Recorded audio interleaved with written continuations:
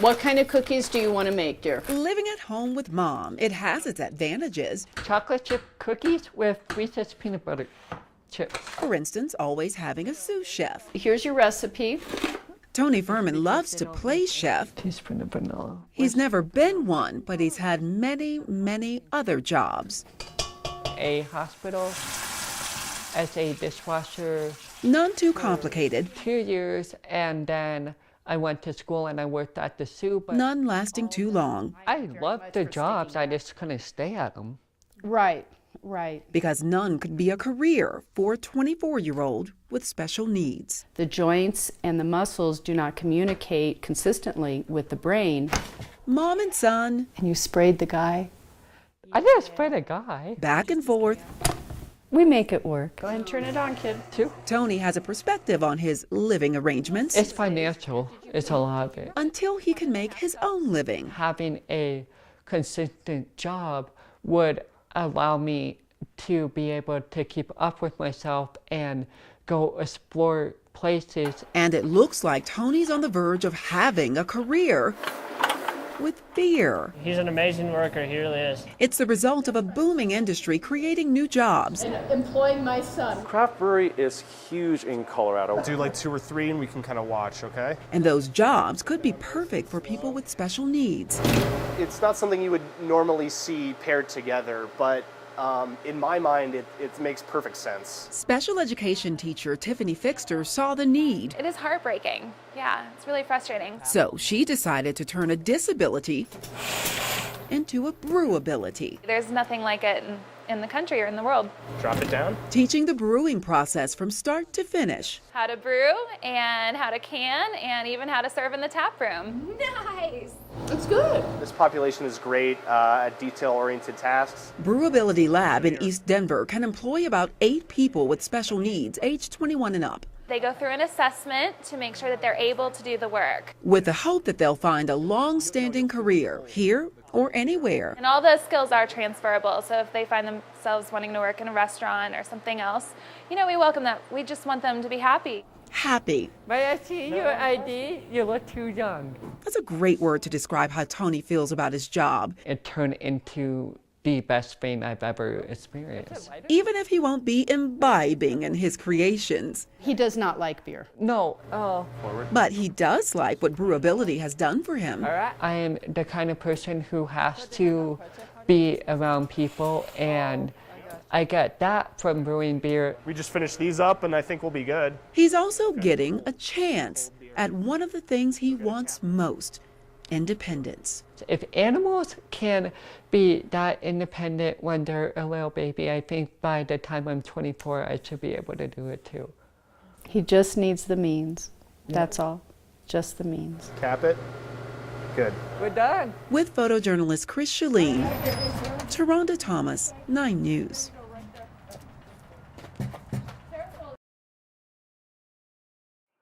Bunch of business people. But this is not the kind of business This is the public entrance over here. that the Denver City County building is used to. Trips me out. 20 steps up, In the pot? Yeah. second flower pot on your right. Right there doesn't seem to be in the way. So maybe that's what made her think it was the perfect place She's really laying an egg. to start a family. A goose laying a golden egg. Like that. Mother Goose laid her 4 eggs sometime Tuesday night or the night before. Is it laying eggs? Seriously? In there? It's not laying eggs. Can we go look? Out of all places. Right in view of the mayor's office. Surrounded by the sounds of the city, It's not. It's in the Where are the other birds? There's no other birds. well, there is one bird. That's probably the dad. That's the dad? Yep. Oh my goodness, and he's watching. He's just chilling. Apparently, Dad has gone after a few people. And his own reflection, all to protect his babies. Oh, that's so sweet. I think, well, that's that's what a men good should thing. do. If he doesn't keep people away, maybe the security tape will. Well, it's a plan. Hopefully it works. It was funny, I was just at the zoo and they were talking about the geese nesting there too. Are they here for 420? Let's hope not, though she is in a pot. Passers-by see it as less of a nuisance and more of an act of nature, It's that time of year. I don't know a lot about birds, but my guess is you don't move the eggs. So the government goose will stay in peace in her pot. I think they should just let them Just chill, let them do their thing. yeah, just let Once 'em their do little them. babies hatch, then they can go. With photojournalist Scott Wright, TaRhonda Thomas, 9 News.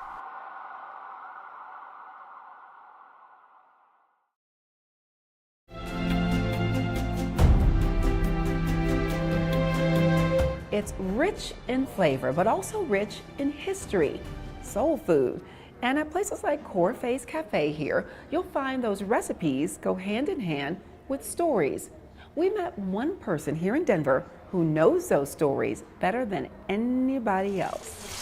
I think that's the power of tradition. Adrian Miller has a distinct title. I call myself the soul food scholar, Bet you didn't even know there was such a thing. and that's a self-appointed title. He's the perfect person to assist in the kitchen. And what's on the menu? Because for him, soul food is more than a flavor, it's a feeling. And to cook for someone else is an act of love. So when you make something, you're saying, I love you. Even if it's straight nasty, you still made the attempt, right?